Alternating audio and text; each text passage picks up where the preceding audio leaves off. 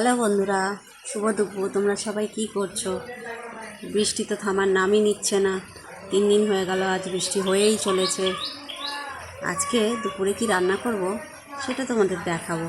পটল আলুর তরকারি করব। চলো রান্নাটা শুরু করি। কড়াই গরম হয়ে গেছে, কড়াইয়ে এবার তেল দিয়ে দেবো। আমি রান্নাতে সর্ষের তেল ব্যবহার করি, তোমরা চাইলে সাদা তেলও ব্যবহার করতে পারো। কড়াইয়ে তেলটা দিয়ে দিয়েছি, তেলটা একটু গরম হোক। আলুগুলো ভাজতে দিয়ে দিয়েছি। আলুগুলো ভাজা হয়ে গেছে, আলুগুলো তুলে নিলাম। এবার পটলগুলো ভাজতে দিয়েছি। পটলে লবণ আর হলুদ দিয়ে হালকা করে ভেজে, পটলগুলো আমার ভাজা হয়ে গেছে, তুলে নিলাম। ফোড়নে তেজপাতা, শুকনো লঙ্কা আর গোটা জিরে দিয়ে দিলাম। এবার দিয়ে দেবো কেটে রাখা পেঁয়াজ। পেঁয়াজে একটু লবণ আর একটু হলুদ দিয়ে দেবো।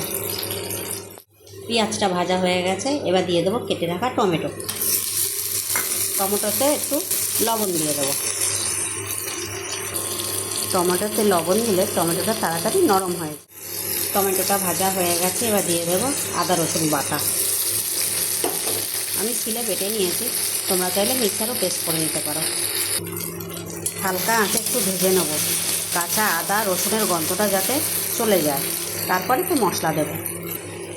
এবার এতে মশলা দিয়ে দেবো হলুদ গুঁড়ো, জিরে গুঁড়ো আর লঙ্কার গুঁড়ো। ধনে গুঁড়োও দিতে পারো তোমরা, আমি ধনে গুঁড়ো খুব একটা দিই না। মশলাতে অল্প একটু গরম জল দিয়ে মশলাটা একটু কষিয়ে নেবো হালকা আঁচে। মশলাটা আমার ভাজা হয়ে গেছে। মশলা দিয়ে দেখো তেল ছেড়ে দিয়েছে, তাহলেই বুঝবে মশলাটা ভাজা হয়ে গেছে। এবার এতে আমি আলু আর পটলগুলো দিয়ে, এবার এটা হালকা আঁচে একটু কষিয়ে নেব। আলু পটলটা কষানো হয়ে গেছে, এবার এতে গরম জল দিয়ে দেবো। এবার এটা 15 মিনিট ফুটতে দিয়ে দেবো। এটা ফোটা শুরু হয়ে গেছে, এবার এটা আমি ঢাকা দিয়ে দেবো। ঢাকনাটা খুলে দেখে নেব, তরকারিটা হয়ে গেছে। একটু নেড়ে এতে শাহি গরম মশলা দিয়ে দেবো। গরম মশলাটা দিয়ে একটু নেড়ে নিলাম।